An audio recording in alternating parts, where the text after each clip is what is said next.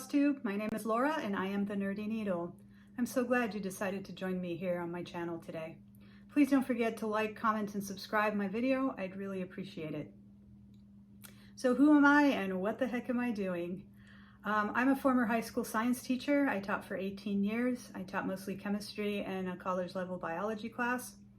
And I left teaching about a year ago, and I've been kind of flailing around trying to figure out what the heck am I going to do now. And I decided that because I'm an avid stitcher, I have kind of a two-part plan. One is to become a stitching teacher, and the other is to become a needlework artist. So this is not the best time to start a new career in in-person teaching. So I decided that, well, I can make videos and teach people through video and see how I do with that. So I've designed a 10-part series that is designed for absolute beginners to teach you every skill that you need to be able to stitch any type of project that you like, whether it's a full coverage or a sampler or something in between. So by the end of the 10 video series, you will have mastered all of the techniques needed to do any of those. As a needlework artist, I have discovered the Royal School of Needlework, which is an amazing institution. If you aren't familiar with it, I would highly recommend checking it out because they have an incredible assortment of classes. And one of the things they do is they teach you how to design your own projects. And that's something that I'm really interested in, is the artistic side of stitching, because I'm an expert at following someone else's pattern. I'd like to start making my own. So I've been signing up for their online classes on silk shading and crewel work and white work and gold work. And I've got a whole long series of things that I want to do with them. So I'm actually quite excited about that. And it's a nice change because, quite frankly, I was in a bit of a funk trying to figure out what to do with myself now that I have left the classroom for good. So this series, like I said, is designed for absolute beginners, but it's also useful for more experienced stitchers because it's a compilation of commonly used stitching techniques all in one place. It's the thing that I wish I had as a resource when I returned to stitching after decades away from it about 10 years ago. So Cross Stitch 102 builds on what I taught in Cross Stitch 101. So if you're an absolute beginner, I would strongly recommend that you follow the Cross Stitch 101 series and learn the techniques that I taught there. For more experienced stitchers, the bulk of the techniques are found in video number 3 in Cross Stitch 101. I'm going to assume that you have those skills down, you understand them, you've learned them, and I'll give you a brief reminder of them, but I'm not going to explain them again because I've already done that in 101. I have a website that contains all the information for this video series, including equipment lists and links and the actual videos. On that website, I also have a forum where you can have a longer conversation with me if you have a question or a comment. You can also certainly leave comments or questions in the description box in the video. On the website, I also have a Stitcher's Dictionary, which started out rather small, and then it just kept growing and growing and growing. Every time I'd come up, I'd encounter a new stitching term, I'd be like, ooh, I gotta add that to my dictionary. So it's a pretty darn comprehensive dictionary at this point about all terms that are used in cross stitch. And I've included links to techniques. So if you look up something like laying tool, I will have a link to a video that shows you how to use a laying tool. That's still a work in progress. I haven't finished all of that by any means, but the actual dictionary is there, and I think I can't think of a whole lot more things to add to it at this point. So the class for 102 and Cross Stitch 102, I'm going to be showing you how to do this. So how to stitch on the diagonal, how to grid your own fabric. This is a pre-gridded fabric, but I'm going to show you how to grid your own. I'm going to show you how to use a laying tool, which makes your stitches fuller, and it increases the coverage of your floss on your fabric, which is an important thing when you're stitching a full coverage tapestry style like this. I will also show you a needle parking method that I use. One of the things that I dislike in cross stitch is threading lots and lots of needles. So I've developed a way of using a thread parking that doesn't pull the needle off of the threads. I keep all of my threads, I keep my threads on needles, and I use a specific kind of needle minder to hold all of those needles in place so that they don't all get tangled and turn into a mess. And the technique works really well, and I get really, really nice results. I'm also going to be focusing on my 4 rules of cross stitch that will give you prettier stitches. That's been kind of the big game changer in my own stitching, was kind of developing that technique of really focusing on making sure that I'm following my rules. And that's when the quality of my stitching increased enormously. And so the work that I'm doing now is it's just gorgeous. It's very consistent stitch size, and so I'm getting really nice results. It's not because I'm an extraordinary needle worker, it's just because I have a good technique, and anyone can learn that. It's actually fairly simple. So that's essentially what Cross Stitch 102 is going to be. It's all about stitching on Aida and full coverage or almost full coverage and everything to do with that. As usual, I will have links in the description box below with timestamps, so if you want to jump to a specific technique in a video, you'll have easy reference for that. So I hope you enjoy what I have to show you in Cross Stitch 102. This has been a really fun project. It's really challenged me both as a teacher and as a stitcher, and quite frankly as a scientist. My first career before I became a teacher, I worked as a biochemist in a series of research labs after I graduated from college. And so I've used my scientific analytical skills to improve my stitching. Now I can use my teaching skills to show others how to stitch, and I get to share my passion for all things needlework with the floss tube world. And so this has been a really fun project, and I hope you enjoy it as much as I've enjoyed it. So here we go.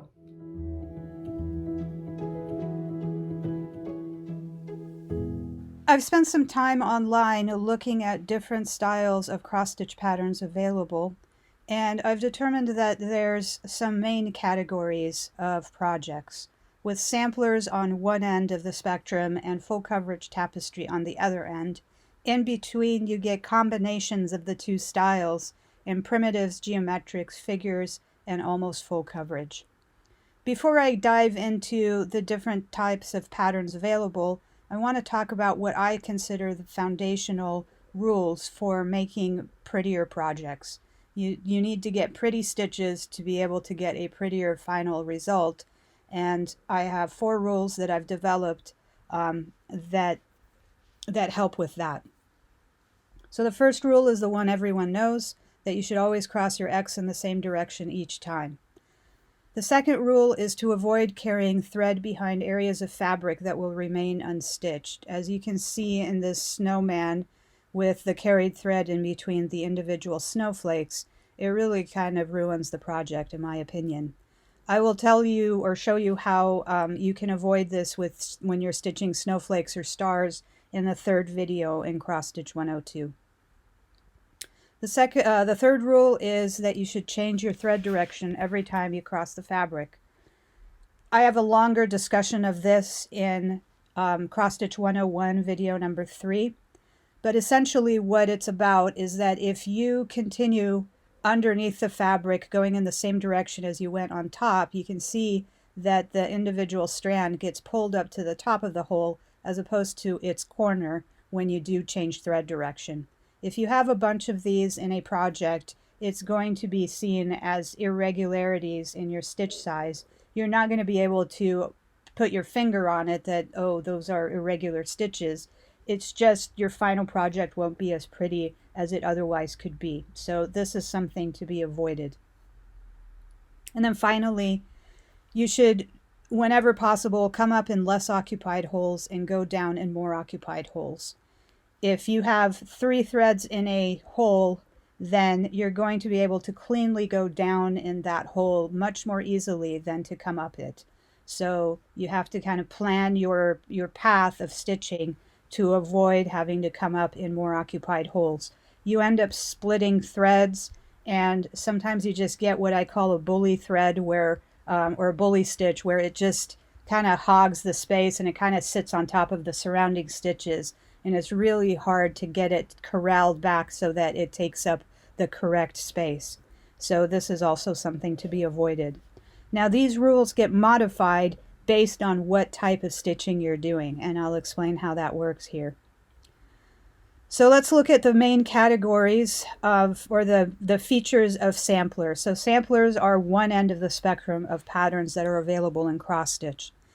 Marie-Louise Prettier here is a reproduction sampler. It's about the most basic sampler you will ever see. All it is just letters in different fonts and a few little symbols.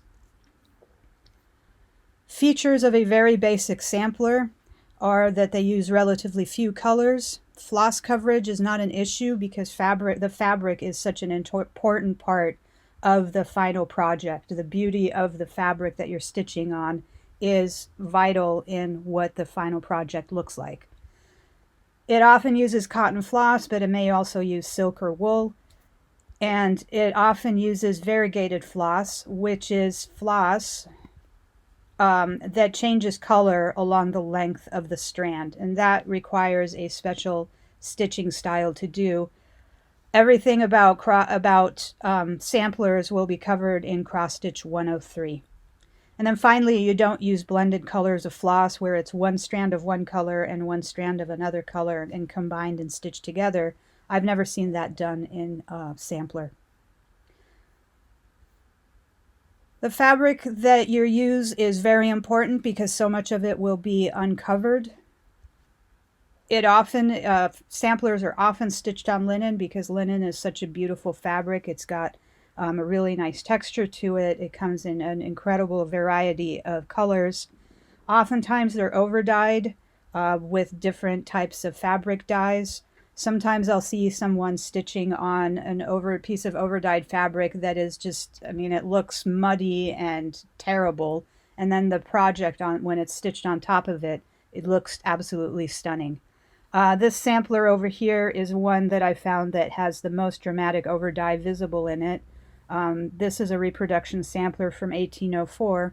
And the reason that this over-dyeing is done is to give the whole project an aged look. They're usually stitched on 25 to 56 count linen. They're usually stitched over 2 threads. Again, everything about samplers and linen will be covered in Cross Stitch 103. 28 and 30 and 32 count is the most common fabric count that is used for sampler stitching. For the rules that you follow for Prettier stitches, you always follow the first rule. The second rule is the carried thread rule is probably the most important rule for samplers because there's so much uncovered fabric that you have to be very careful not to carry thread behind unstitched regions.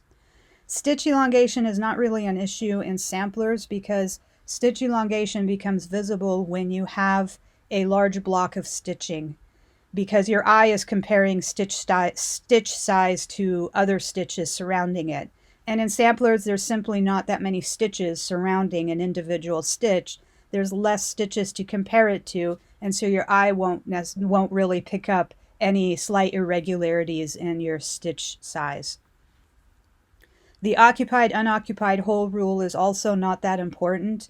Linen is kind of a more flexible fiber than cotton is. And so it bends around your needle better than cotton does. And so even coming up in a hole with 3 threads in it, if you're a little bit careful, you can almost always manage it without splitting threads. So I can get away with stuff on linen all the time that I would never do on cotton, simply because cotton is just not as flexible as linen is. The stitching techniques that you use on linen, on samplers, you usually stitch cross-country, so that's following a single color where it leads within a section of the project. If you followed Cross Stitch 101 with me, that's what I was showing you how to do, was to follow individual colors where they go within a section. You don't grid the fabric, you don't use thread parking, you don't have page lines, you don't use stitch on the diagonal in samplers. Those are all applicable to full coverage tapestry projects, which is the topic of Cross Stitch 102. So everything about samplers will be covered in Cross Stitch 103. So let's leave those behind for now, and let's look at full coverage. This is a project that I stitched, completed about a year or two ago. This is kind of my favorite style of stitching, is full coverage like this. And it's the one that I feel the most confident about. So the floss that you use, there's often many colors. It's not uncommon to have 50 or even 100 plus colors in a project. Floss coverage of fabric is very important because you're looking for a tapestry look. You don't want to see the fabric poking through from behind your stitching. So the fabric, all it is just holds your stitches in place, but it has no role in the end product. It's almost always cotton, though I have seen kits with wool or wool acrylic blended flosses. I have never seen a full coverage project that uses variegated floss. It would make it way too busy. It would just be a mess. And it does use blended colors. If you've Scarlet Quince especially, which specializes in these phenomenal full coverage art projects, so stitching like a painting.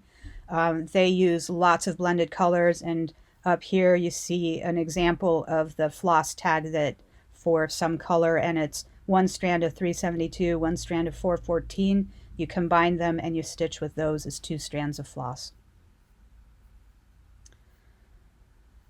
The fabric that you stitch on, again, the look of the fabric is not important because it's completely covered. Almost everyone stitches full coverage on Aida because it's just simply easier. Sometimes it's stitched on even weave, which is a little bit like linen. We'll get into that in Cross Stitch 103, but the vast majority of them I think are stitched on Aida. You wouldn't use overdyed fabric because you're covering the fabric, so why bother? And 14, 16, and 18 count is the most common count. For your rules, rule number 1, you always follow it. Thread carry, because you're covering everything and stitching, is rarely an issue. There's one case where it's an issue, and I'll explain what that is and how to avoid that problem as we progress through Cross Stitch 102. Stitch elongation is the most important rule in full coverage. You want to avoid stitch elongation. You need to modify your technique so that you don't do stitch elongation. The only time that I ever have an elongated stitch is if I accidentally missed a stitch in the previous row and then I have to go up and fill it in. But honestly, in that tapestry project that I did, this thing, I probably have under 100 elongated stitches, and I think that's the main reason why it turned out so pretty. The occupied-unoccupied hole rule is also important because you're stitching on a cotton fabric and coming up in a hole with 3 threads in it, you're going to be splitting those threads. You're going to be getting irregular stitches, so you want to avoid that as much as you possibly can. So rules 3 and 4 are really the foundations for getting a really pretty full coverage tapestry project. The techniques that I think work the best for stitching full coverage is to stitch it row by row or column by column. Gridding the fabric, as you can see here, this is a pre-gridded fabric. It's called Easy Count. It makes life so much easier because you just don't have to count as much, and you can orient what you can find your place so much easier when you have gridded fabric. Thread parking, which is what all of these threads are that are hanging off of here, is really useful because you're not stitching cross country. So I didn't take one of these brown colors and then follow it everywhere it is in this tree. I stitched everything row by row on this, and so there's a method for managing all of those colors running at the same time. Page lines can occur on larger projects. That occurs when you stitch up to an edge. So if I had stitched up to a straight edge all the way down, what ends up happening is that the fabric itself gets a little bit distorted. And if I continue on past that line, then depending on what the actual pattern is doing, sometimes you'll see kind of a faint line through the project, which is really disappointing. And I really want to avoid that. So that's why you would stitch on the diagonal like this. And so that's why I've stitched on the diagonal. The other nice thing about stitching on the diagonal is this, it's just a really cool way to see your image appear. Usually we're so used to seeing things appearing row by row or column by column, and seeing it coming up on an angle like this, it keeps the project a lot more interesting in my opinion. So in between these two categories, the main categories, we have primitives. You would stitch those cross-country like a sampler. You avoid thread carry because there's so much open fabric. The fabric is really important. You want to avoid thread elongation where you have blocks of color. So in the girl's dress, in the little house, I will go back to avoiding thread elongation. But in this stem here, I wouldn't really bother. I mean, when I have a choice, I will avoid it. So if I'm stitching the stem here, I will start at the top and work my way down to avoid thread elongation. But like if I came down here and then I wanted to get these, I would still just go up, even though that's going to elongate a few stitches because it won't be visible. In geometrics, again, you would stitch this cross country. You want to avoid thread carry. Fabric is important. Some of these chatelaines have blocks of stitching in them, and then again you would go back to making sure you avoid stitch elongation. So stitch elongation is an issue when you have a block of stitching. That's when you have to really pay attention to that. Otherwise, it's not an issue. In figures like this, I would stitch this row by row for sure, or column by column, because you have to avoid stitch elongation because it's a block of stitching. The fabric is important because it's visible. I would definitely use thread parking on this because there's so many colors going on that otherwise I'd be ending and starting threads all the time. And I would stitch it on the diagonal just because it looks cool. And I would certainly grid the fabric to aid in counting. And then finally, almost full coverage. It's kind of hard to tell, but the sky here is left unstitched. So again, I would stitch this like a full coverage, but I would pay attention to the fabric and I would pay attention to the carried thread rule. So I wouldn't take a pink from over there to over there. Now, something that I have done is if I have a project that is mostly full coverage, I might actually substitute in and just stitch in a sky instead of leaving it, and then I can use pre-gridded fabric. On this one, I would probably, because there's a big enough chunk of it, that I probably wouldn't want to stitch all of this sky because it would take a while. And then I would just grid it and just leave it like that. But you could also just stitch in the color, and then you don't have to worry about thread carry. And then you can use pre-gridded fabric. The grid lines on Easy Count are supposed to wash out, but on this project it never did.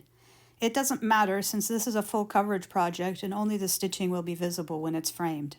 But this is why I only use Easy Count on 100% full coverage patterns.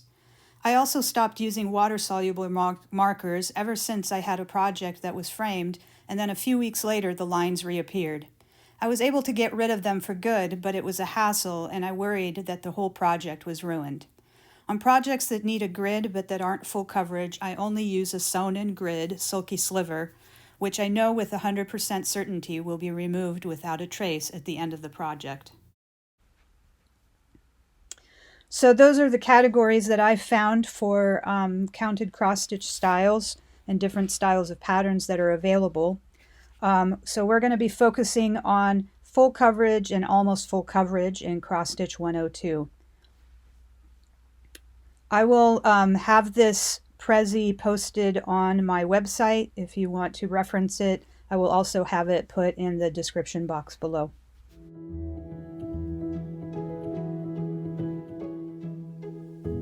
Let's talk about the type of project you should choose to stitch along with me in Cross Stitch 102. The only real requirement is that you choose something that is stitched on Aida.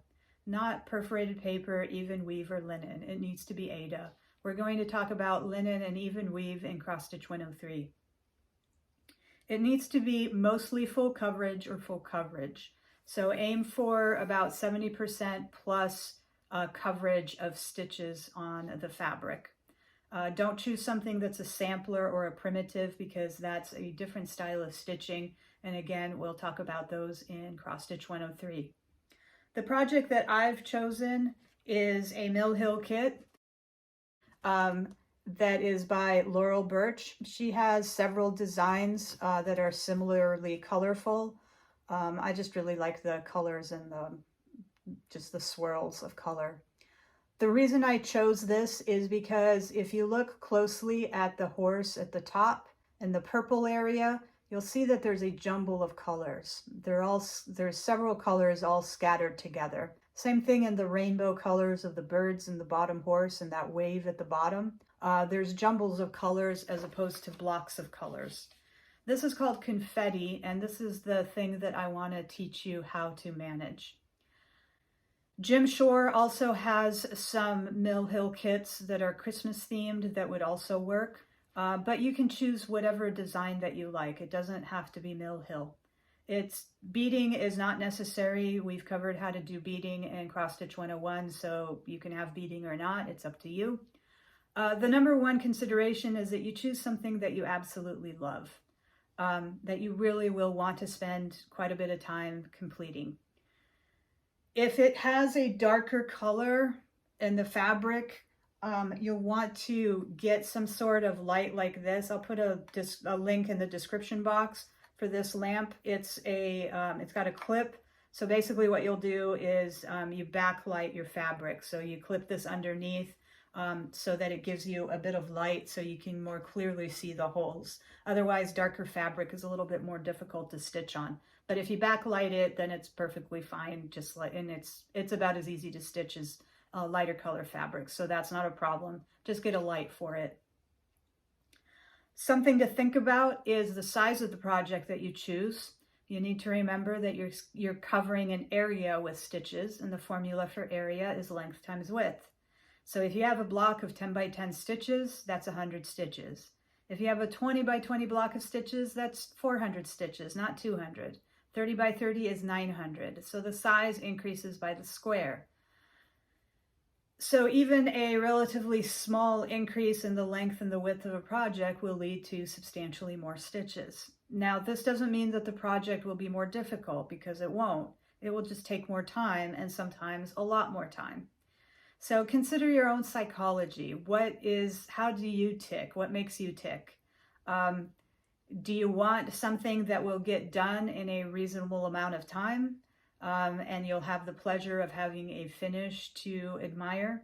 Or do you have a larger project that you absolutely love and you really want to stitch it that will take a considerably more amount of time? So consider your own psychology and think about what drives you, what motivates you, so that you will actually finish the project and it's not just going to end up in the back of the closet collecting dust, half completed and abandoned and sad.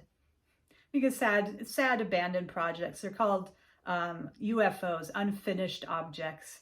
And yeah, I have a few of them, and maybe at some point they will get dragged out and completed. Who knows? Another thing that you can think about is personalizing your project. This is not something that I ever really considered up until the last few years. I always just religiously stitched whatever the pattern showed me. But that's not necessary. You can change it however you like.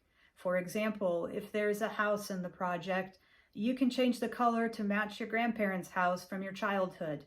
If there's a dog in it, you can change it to match the color of your favorite dog.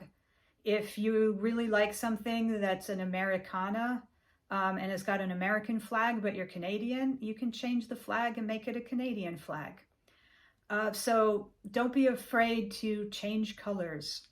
One thing you can use if you really want to get into that is DMC has this color card. This actually has actual threads on it.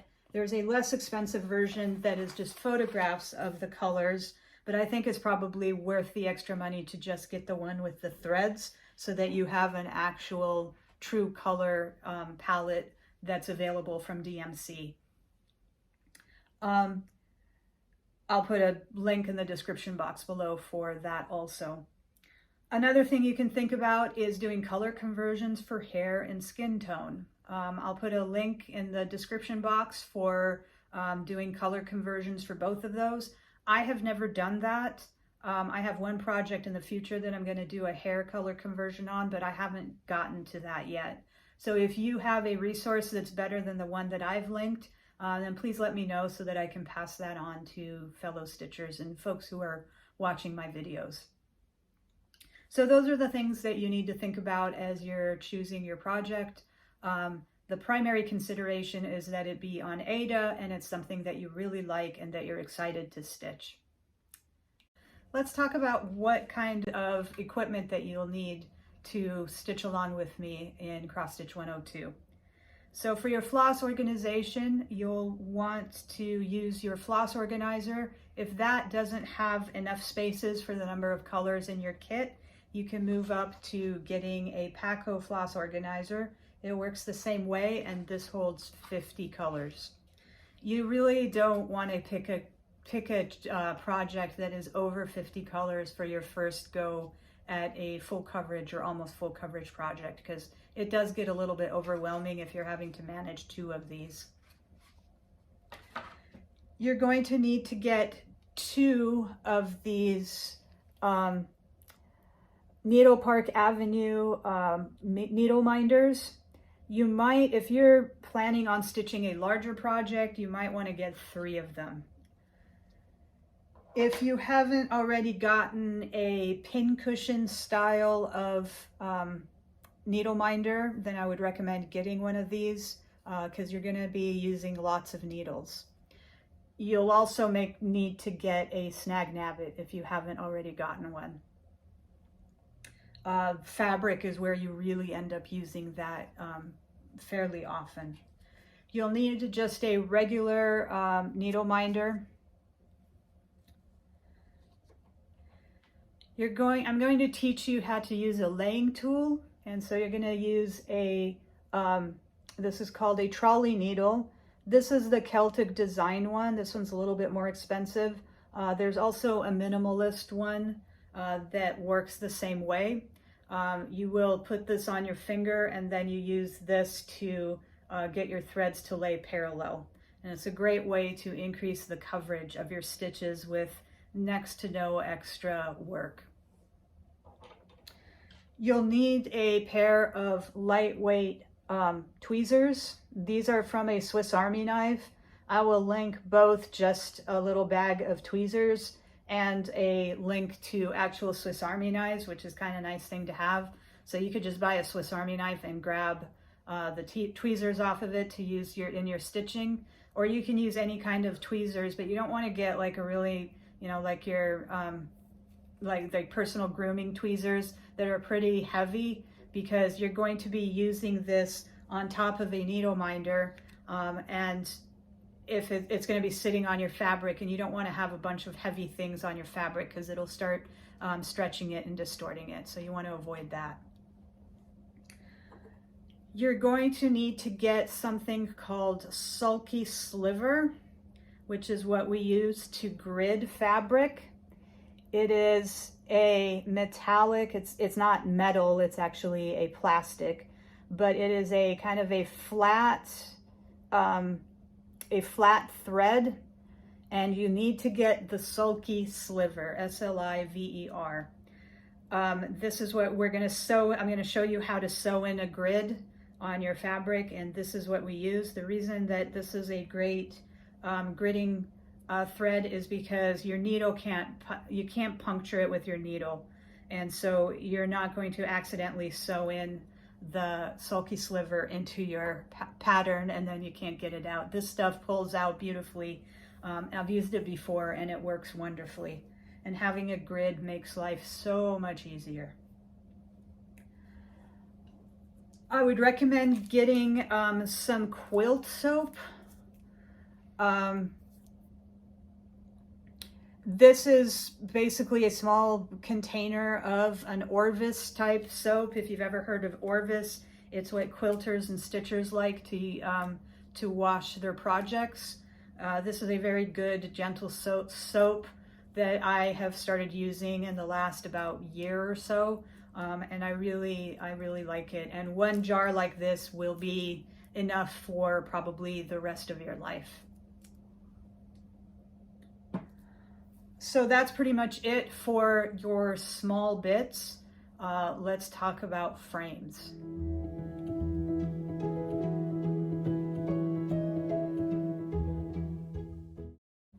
Since this project is going to be stitched on Aida, you're going to need to stretch the fabric taut. And there's really 3 products that you can use to do that. The first one is the good old-fashioned embroidery hoop. I would not get one of these. Embroidery hoops are notorious for leaving hoop marks, so basically they slightly stretch the fabric, and getting those hoop marks out can be difficult, if not impossible. I've seen quite a number of projects where they never really went away. There are way better ways of stretching your fabric taut than this, so don't get an embroidery hoop. The second option is to get a Q-snap. These come in varying sizes, and you can combine the sizes to make them into rectangles or larger squares or whatever. They work by these clip systems, so you put your fabric on and then these clips hold the fabric, and you can kind of rotate them and get the fabric pretty taut. If you choose to go with a Q-snap, get the brand name version, don't get the knockoffs. I haven't really used Q-snaps much, but from what I've read, the knockoffs just don't work very well. They loosen up too much. If you have any kind of arthritis or weakness in your hands, don't get a Q-snap, because with the fabric on there, getting these clips on and off, it takes quite a bit of strength. So if you've got problems with your hands, then stay away from Q-snaps. A lot of people use these. I've just never really used them. I have a few, but they're just collecting dust in my closet.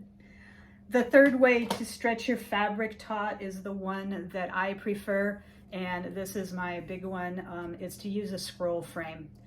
This is from my floor stand. I use this on my floor stand.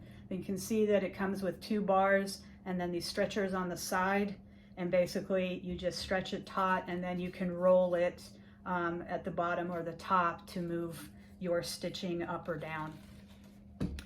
That is the style that I prefer.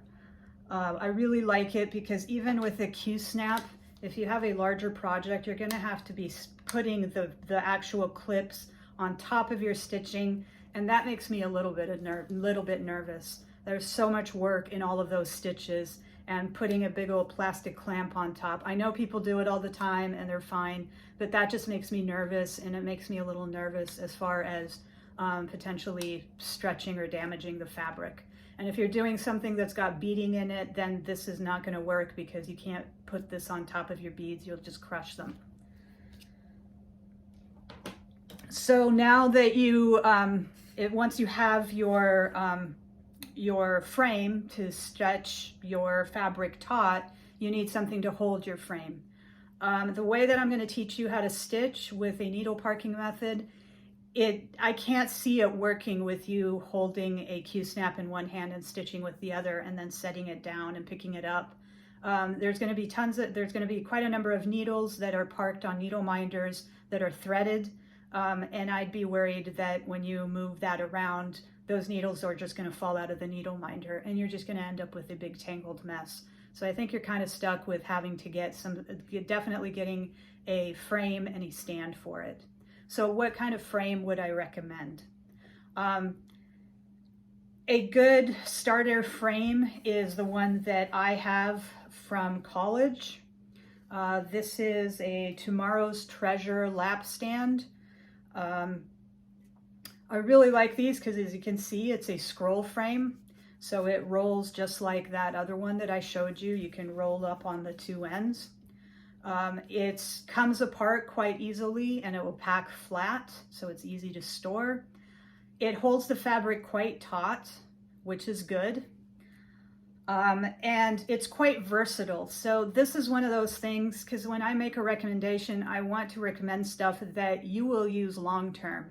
So even if you do invest in a floor stand later on, you'll still have this lap stand that you can use when you travel or as a secondary project or whatever. These are quite versatile.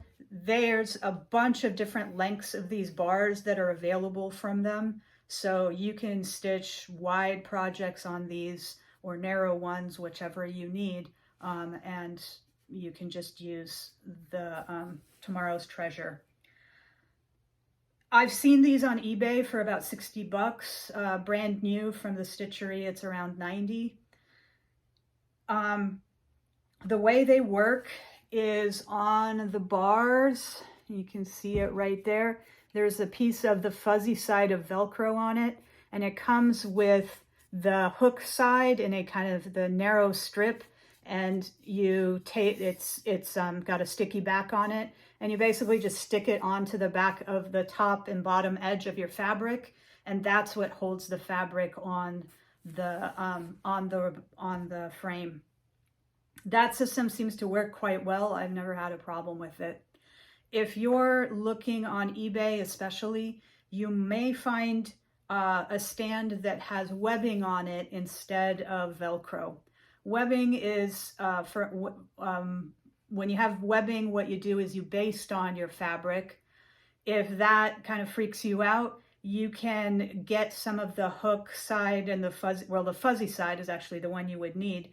The company sells the fuzzy side of the Velcro, so you can just stick that on top of the webbing, and now you've got the Velcro version. And that's actually what I did with the original bars that I got back in the early 90s when I was in college. They had the webbing, and then I just replaced it, where I just put Velcro on top of it, and that's what I've been using ever since. So this is a nice little stand for stretching your fabric taut and having it held so that your needles aren't going to be falling all over the place. Those of you who are die-hard Q-snap users, I found a frame that will work with the Q-snap. This is by Arabesca. I believe it's like Czech or some company out in like Central Europe. It's got these little pegs, and then these are rotatable. You can see that you can change the width of the holders. And so basically what you do is you just put your Q-snap on like that. This is also a lap stand, though they do have a floor stand version. And so if you want to stick with your Q-snaps, this would be a good frame to use with your Q-snaps. I did a bit more research on the Arabesca company last night after I filmed the segment on lap stands, and I'm really impressed with this company. So this is the stand that I bought, and it's quite high quality wood. It's got nice big knobs that are easy to turn. The thing that I didn't realize was that they make scroll frames. Now, unfortunately, the scroll frames are not available on Amazon. The stand is. But the scroll frames have been available there in the past, and the reviews from other stitchers are very positive. So this is their range of scroll frames. I have no idea what their shipping times are or what their customer service is. This is a Ukrainian company, but this product looks quite promising. So the way they work is they have a little plastic clip that clips into a groove on the top and bottom scroll rods. So you put your fabric inside that groove, and then you clip this on top, and that's what holds the fabric taut in the frame. And from what reviewers were saying on Amazon, this works quite well. Again, I have no experience with it, but this would be something I would consider purchasing, especially considering the price. So this is a very, very competitive price range compared to the Tomorrow's Treasure. In fact, it might actually be a little bit less expensive. They also make a floor stand, which looks very promising. Again, it's quite inexpensive, and it's very versatile. So you can use their scroll frames on it. You could use a Tomorrow's Treasure scroll frame on it, or a Q-snap. So there's a lot of things you can do with these. They're very flexible.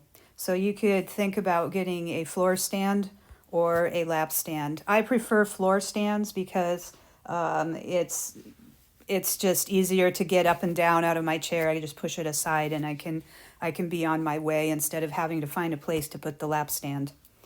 They do make a floor stand, and they also make lap stands that are of this style. I'd be a little bit more hesitant with this because this doesn't seem like it's as versatile as the other style, since there's an adjustment on the bottom here, but I don't know how much of an adjustment there is there, and so how wide of a frame this would be able to accommodate. And you would be forced to use their scroll frames with this, whereas with the Flamingo or the lap stand version of it, you can put a Q-snap or another company's scroll frame on there. So something to consider as you're shopping around for lap stands and floor stands and scroll frames. To consider Arabesca. The floor stand and the lap stand are available on Amazon. Unfortunately, their scroll frames are not currently. In my opinion, the best frame in the world available for cross stitch is the Needle Needs Necessaire stand with the Millennium frame. This thing is a beautiful piece of furniture. It's a beautiful piece of woodworking, and it is a phenomenal stand. It keeps the fabric taut for months. You don't have to adjust it. It's so easy to use. It's so comfortable. I cannot rave highly enough about it. It's phenomenal. It is expensive. It costs, I believe, around 200 pounds, which is about $280 to $300. So it is an investment, but it is amazing. So I would highly recommend, if you're getting real serious about your stitching, sign up to get one of these. They are super back ordered right now, so it's probably going to be 6 months or more to get one, but it is absolutely worth the wait, and it's worth every penny. That's it for my recommendations for choosing a pattern and purchasing needed equipment to learn my needle parking method. This is actually the last equipment recommendation I will have for my entire video series. With these purchases, you will have everything you will ever need to stitch any type of project you like. In Cross Stitch 103, all you will be buying is the pattern, fabric, and floss for the project you decide to stitch. In the next video, I'll show you how to grid your fabric with Sulky Sliver. We'll do a test stitch to determine which corner start is the most natural for you and whether you prefer stitching rows or columns. We'll draw diagonals on your digitized pattern in Goodreader and practice using a laying tool. With that, we'll have everything set up and ready to go to start stitching in video number 3.